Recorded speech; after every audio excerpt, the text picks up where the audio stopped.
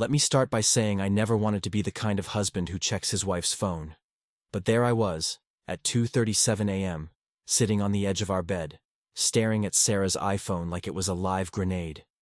The room was dark, except for the faint blue glow of the screen. She was asleep beside me, her breathing steady, one arm thrown over her face like she was trying to block out the world. Or maybe just me. It started with the yoga. Sarah had never been into yoga. For 12 years of marriage, her idea of exercise was chasing our kids around the grocery store. But 6 months ago, she'd signed up for a hot yoga class. Said it was for her mental health. At first, I was happy for her. She came home sweaty and smiling, raving about the instructor's energy. Then she started going 3 times a week. Then 5. Then she bought $200 leggings and a matching sports bra. "You're really committing to this," I said one night, watching her fold laundry with the precision of a neurosurgeon. "It's not just exercise, John. It's self-care," she said, avoiding my eyes. Self-care. Right. The first time I heard the name Mark was over burnt spaghetti. Sarah's phone buzzed on the table, lighting up with a text. "Mark. Can't wait for tomorrow." "Who's Mark?" I asked, twirling noodles around my fork. "Just someone from class," she said, flipping the phone face down. Our daughter Lily, 9 going on 30, narrowed her eyes. "Is Mark your boyfriend, Mom?" Sarah laughed too loud. "Don't be silly, bug. He's my yoga buddy." Yoga buddy. I let it go. For weeks, I let it go. Even when she started coming home at 10 p.m., smelling like lavender oil and someone else's cologne. Even when she stopped wearing her wedding ring to avoid scratching the yoga mats. Even when she bought a separate phone charger for her car. Then came the Tuesday night she forgot to log out of Google Photos. I was helping Jake, our 7-year-old, build a Lego Death Star when her laptop pinged. A notification popped up. Backup. Complete for weekend retreat folder. Retreat? My finger hovered over the trackpad. Jake looked up, peanut butter smeared on his cheek. "Dad, you're doing the weird eye twitch thing again. Just go brush your teeth, buddy." The folder was a punch to the gut. Photos of Sarah laughing on a hiking trail, arm linked with a guy who looked like a TikTok fitness influencer. Shirtless. Selfies in a hotel mirror. A receipt for a couple's massage. The timestamp? Last weekend. When she'd supposedly been at her sister's divorce support retreat. I closed the laptop, walked to the bathroom, splashed water on my face, stared at my reflection, a 38-year-old accountant with a receding hairline and dad bod. That's when I decided to follow her. I didn't sleep that night. I sat at the kitchen table, Sarah's laptop open in front of me, scrolling through the photos again and again like if I stared long enough, they'd rearrange themselves into something that made sense. The guy, Mark, had his hand on her lower back in one shot. In another, she was feeding him a bite of cheesecake. Her eyes crinkled with a laugh I hadn't seen in years. The timestamps were relentless. Friday, 9:07 p.m., Saturday, 1:23 a.m., Sunday morning. When she'd texted me, "Sis and I are grabbing brunch. Be home by noon." The worst part? How happy she looked. Not the forced, "I'm fine" smile she'd been giving me for months, but the kind of grin that used to light up her whole face when I'd surprise her with concert tickets or a weekend getaway. Now it was directed at a stranger in a $200 Patagonia vest.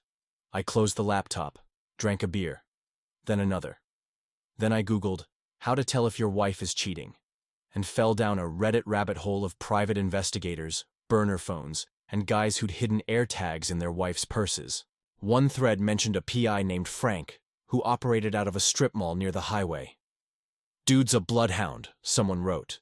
"Found my wife's boyfriend's Instagram in 12 hours. At 6 a.m. I called him. Frank's voice sounded like he'd been chain-smoking since the Clinton administration. "You got cash?" "Yeah." "Meet me at Benny's Diner, booth by the jukebox. Come alone." Benny's smelled like grease and regret. Frank slid into the booth wearing a trench coat straight out of a 1970s detective show, a toothpick dangling from his lips. He ordered pancakes, eggs, and a side of bacon, then stared at me while he ate. "So, you want to catch her?" I pushed. A manila folder across the table, printed screenshots of the photos, Sarah's schedule, Mark's Instagram, which I'd found at 3 a.m. after downing 4 shots of espresso. Frank chewed slowly, syrup dripping onto the folder. Easy, she's lazy.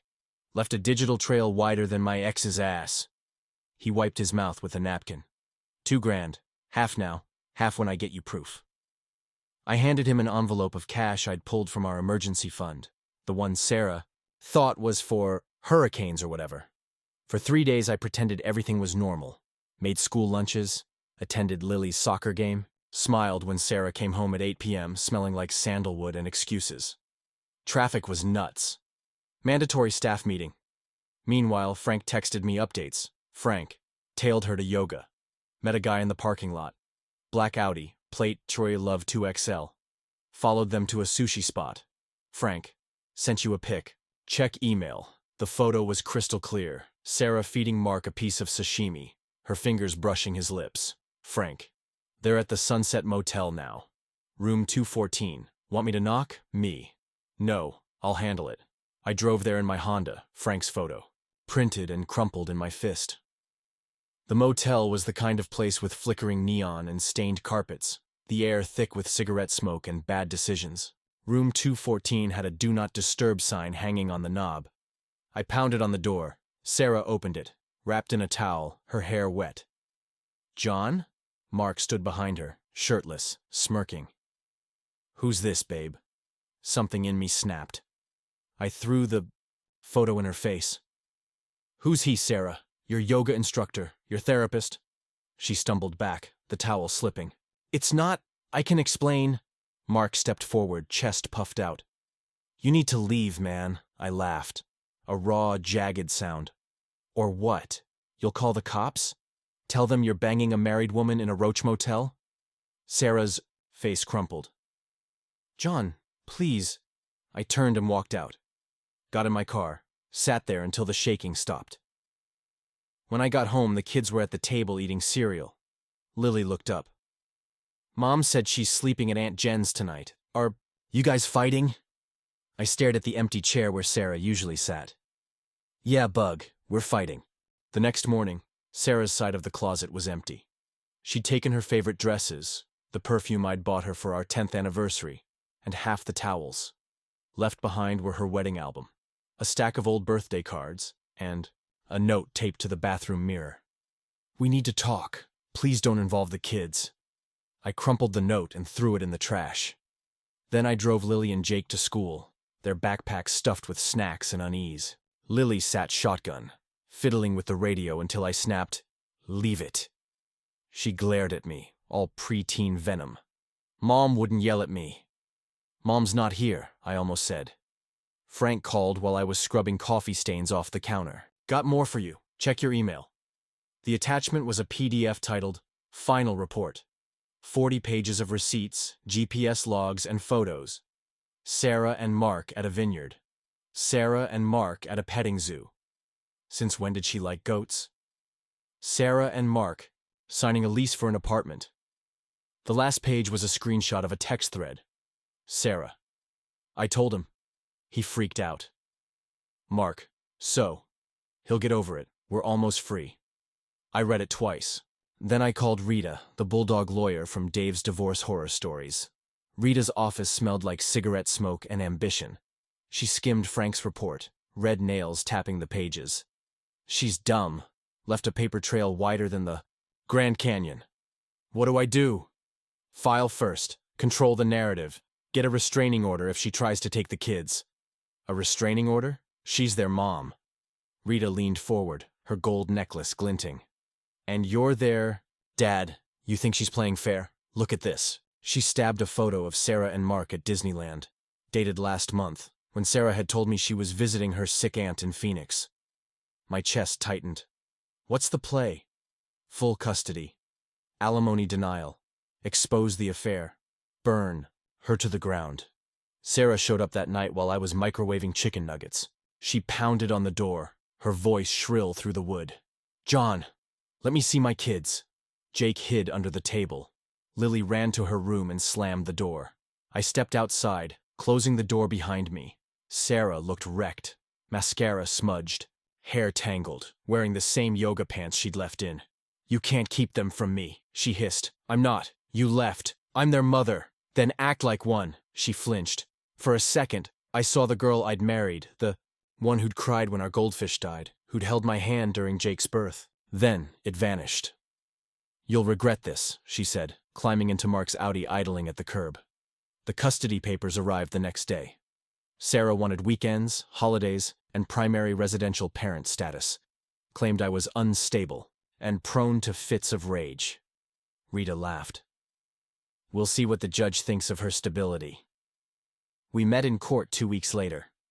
Sarah wore a blazer-like armor, Mark lurking behind her in a suit that cost more than my car. The judge, a no-nonsense woman with a steely gray bun, flipped through Rita's binder of evidence. Mrs. Carter, she said, peering over her glasses. Do you deny entering into an extramarital relationship while sharing 2 minor children with your husband? Sarah's lawyer jumped in. Your Honor, my client's personal life isn't relevant to... It is when she's shacking up with her boyfriend instead of picking her kids up from school, Rita snapped. The gallery buzzed. Sarah stared at her hands. By noon, I had 50-50 custody and a court order barring Mark from being near the kids. That night, I let Lily and Jake sleep in my bed. Jake clutched his stuffed dinosaur, snoring softly. Lily stared at the ceiling. Is Mom a bad person? She asked. No, I lied. She's just... lost. Are you gonna get a girlfriend? I choked. What? Mark's mom's boyfriend. So you need one too, right? I pulled her close, breathing in the strawberry shampoo Sarah used to buy. I don't need anyone but you guys. Sarah didn't fight fair. 2 days after the custody ruling, I woke up to 47 missed calls and a text from my boss. Need to talk. ASAP. By the time I pulled into the office parking lot, my inbox was a graveyard of forwarded links. A TikTok video had gone viral, a shaky clip of me yelling at Lily in the grocery store. The caption read, Abusive father denies mother access to her children. Except I wasn't yelling. Lily had begged for a candy bar, and I'd said no. The video was cropped, the audio spliced to loop my "Stop it, Lily!" on repeat. The comment section was a firing squad. Castrate this monster. Where's Chris Hansen when you need him? My boss, a balding HR robot named Greg, slid his iPad across the desk. We're getting bombarded. Clients are threatening to pull contracts. It's fake, I said, hands trembling. We're putting you on administrative leave until this blows over. I spent that night on Reddit, downvoting every comment, replying to strangers with paragraphs of proof. My fingers flew across the keyboard. She's the cheater, not me. At 3 a.m., a user named TruthWarrior69 DM'd me. Dude, she's using a burner account. Sweet Mama Bear 22, check the posts. The account was a masterpiece of lies. Photos of Sarah crying in front of our old house. He changed the locks. A GoFundMe for her legal battle against a narcissist. A live stream where she sobbed into the camera. I just want to hug my babies again. Donations poured in. 10K in 6 hours. I screenshotted everything, sent it to Rita. She said, defamation case. But it'll take months. Months. My savings were already bleeding dry. The kids became unwitting soldiers in her war. At Lily's soccer game, a woman with a Free Sarah t-shirt handed her a stuffed bear. Your mommy misses you so much. Lily threw it on the ground. My mom's a liar. The video hit TikTok in minutes. Brainwashed child rejects mother's love, Jake started, wetting the bed again. I found him at 2 a.m., scrubbing his sheets in the bathtub, tears mixing with Tide. I don't want to make Mom mad. I hugged him, my shirt soaking through. You couldn't if you tried, buddy. Then came the review bombs. 1-star Yelp reviews flooded my company. John Carter harasses single moms. Avoid this creep. My LinkedIn became a meme. Someone photoshopped my face onto a mugshot. I deleted everything, changed my number, bought a doorbell camera, but the rage needed somewhere to go. Reddit's "Are Divorced Men" became my church. I posted, "Under scorched earth dad," ranting in all caps. The brothers in arms rallied. Expose her. Leak the affair pics. File for full custody. She's psycho. Buy a gun. I didn't buy a gun. But I did print 500 copies of Sarah and Mark's motel selfies.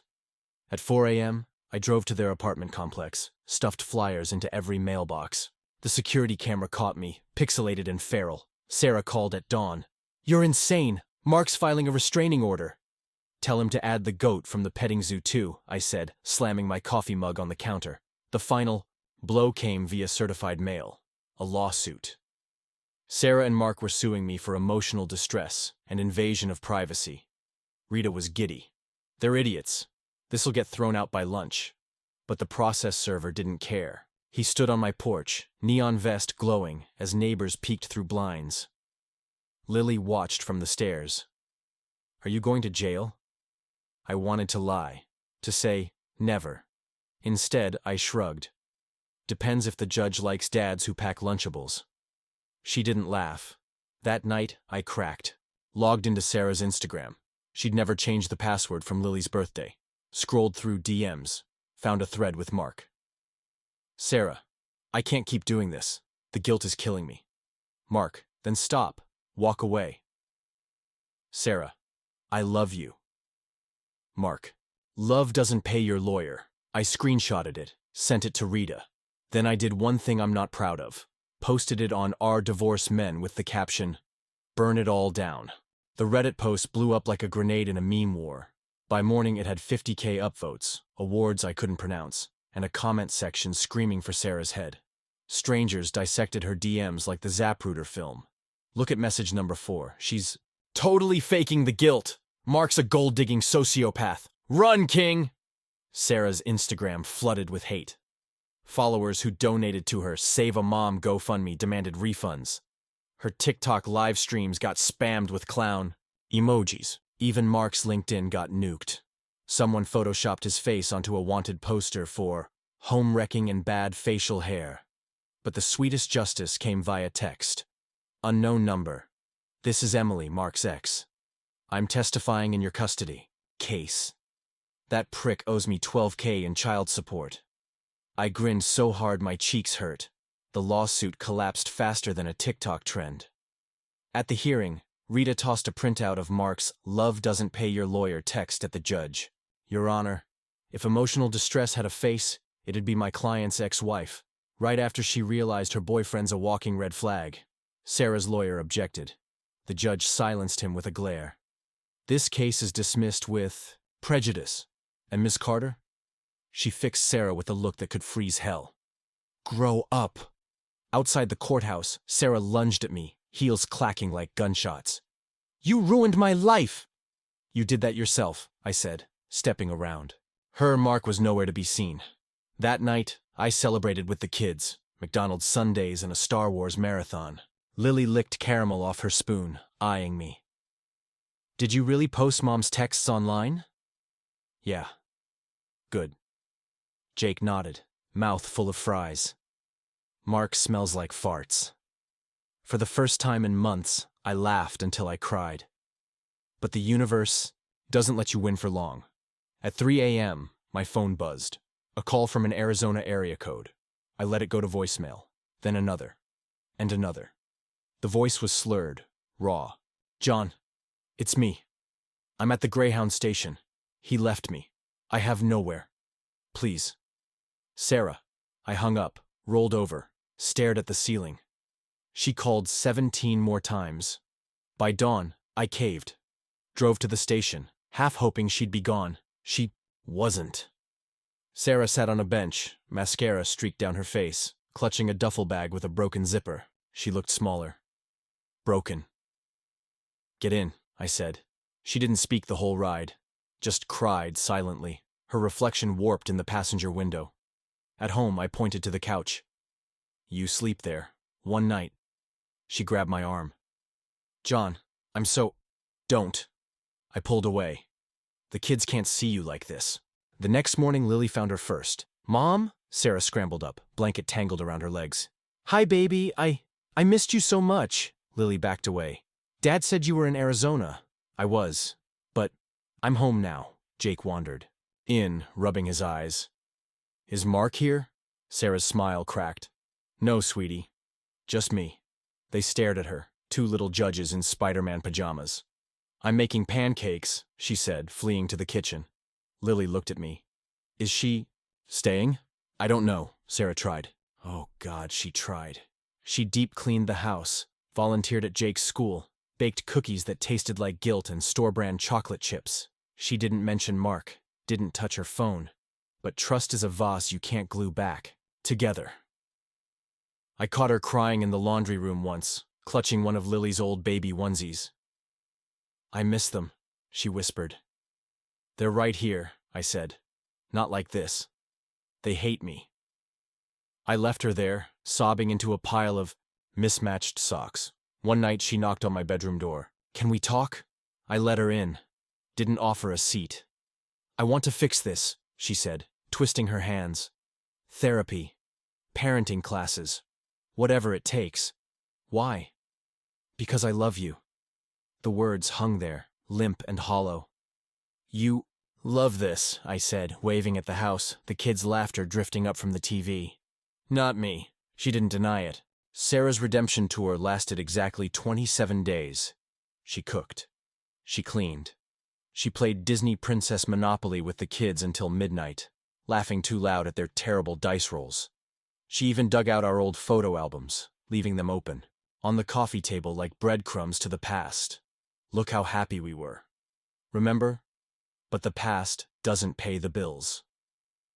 One afternoon, I came home early from grocery shopping and found her hunched over my laptop, fingers flying across the keyboard. The screen flashed, a GoFundMe page titled, Rebuilding a Broken Family. What the hell is this? I snapped. She jumped, slamming the laptop shut. I'm trying to help. The legal fees, the therapy costs, your fundraising, after what you pulled? It's not for me. Her voice cracked.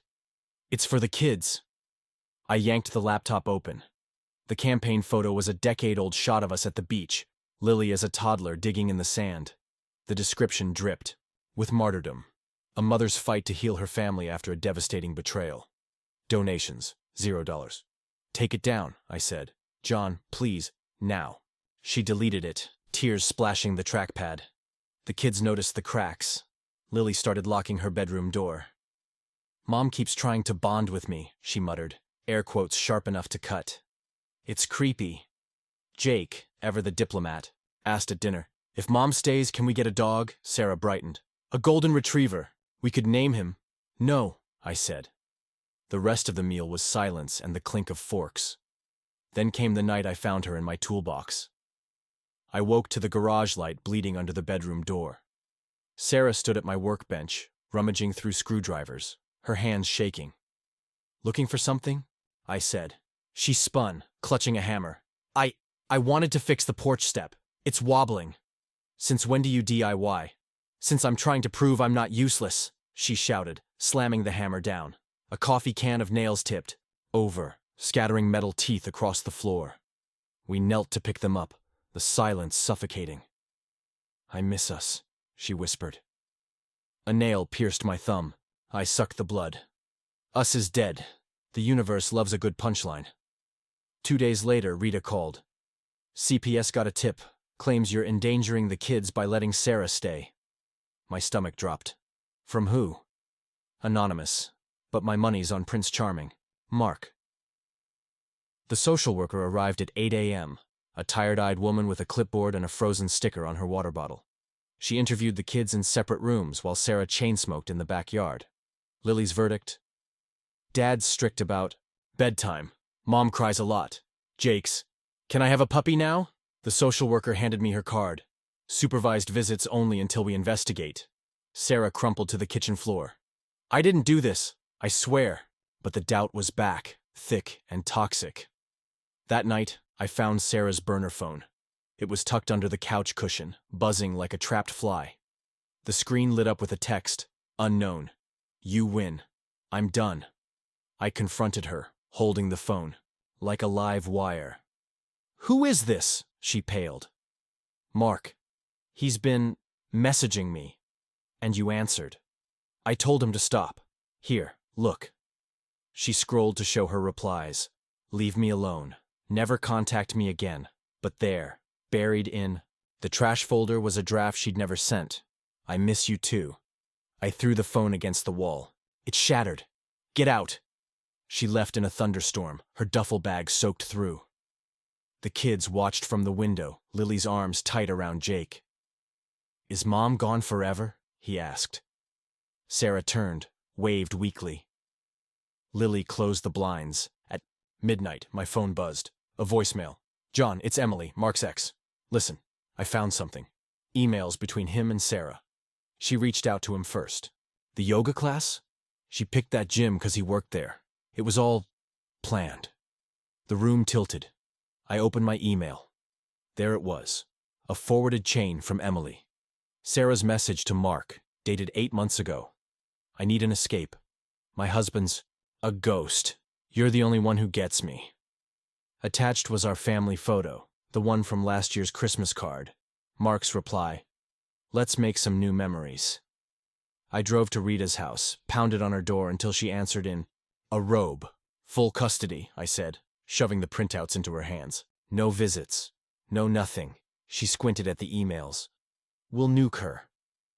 The papers arrived the next morning. Sarah called 14 times. I let it ring. But at 3 p.m., Lily handed me her phone. Mom wants to talk to you. Sarah's voice was a broken record. Please don't take them away. I'll do anything. I looked at Lily, who was pretending not to listen. At Jake, stacking Legos with furious focus. You did this, I said. Not me. The line went dead. The custody trial was a circus. Sarah's lawyer tried to paint me as a vindictive tech bro, obsessed with destroying a mother's love. Rita countered with the emails, the burner phone, and Emily's testimony. The judge, a stern woman with a reputation for hating liars, rubbed her temples like this was the dumbest soap opera she'd ever seen. Then Sarah dropped the bomb. I'll withdraw my custody claim, she said, voice trembling. If John drops the defamation suit. Rita kicked me under the table. Take the deal, but I stood up, my chair screeching. No. The room froze. Sarah stared at me, eyes wide. No deals, I said. I want the truth, in front of everyone. The judge sighed. Mr. Carter, this isn't Judge Judy. Please, Sarah crumpled. What truth? That I'm a terrible person? That I blew up our family for a guy who ghosted me? Fine. It's all true. She looked at the kids in the gallery, Lily gripping Jake's hand, both pale and small in their stiff church clothes. But I love them, however messed up that looks.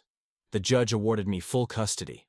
Sarah got supervised visits, twice a month at a family center. No Mark, no phones, no exceptions.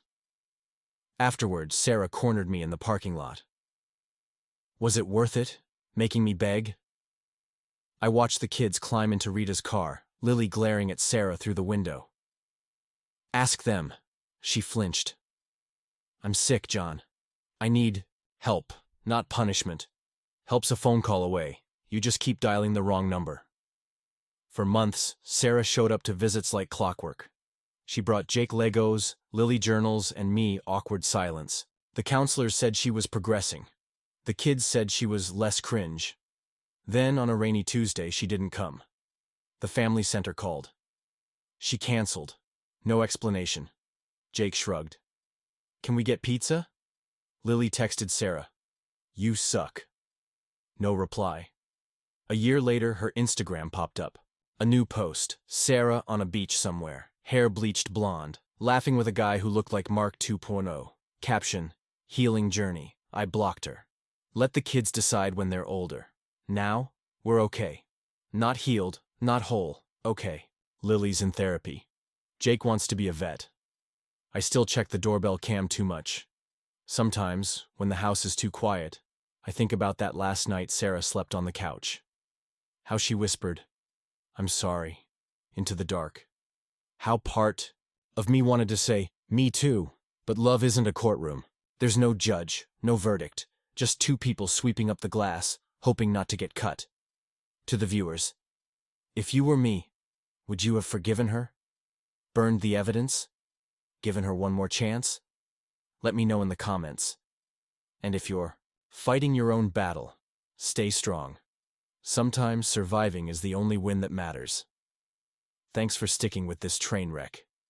If you want more messy reality, hit subscribe. And hey, trust your gut. Even if it's screaming into the void, end.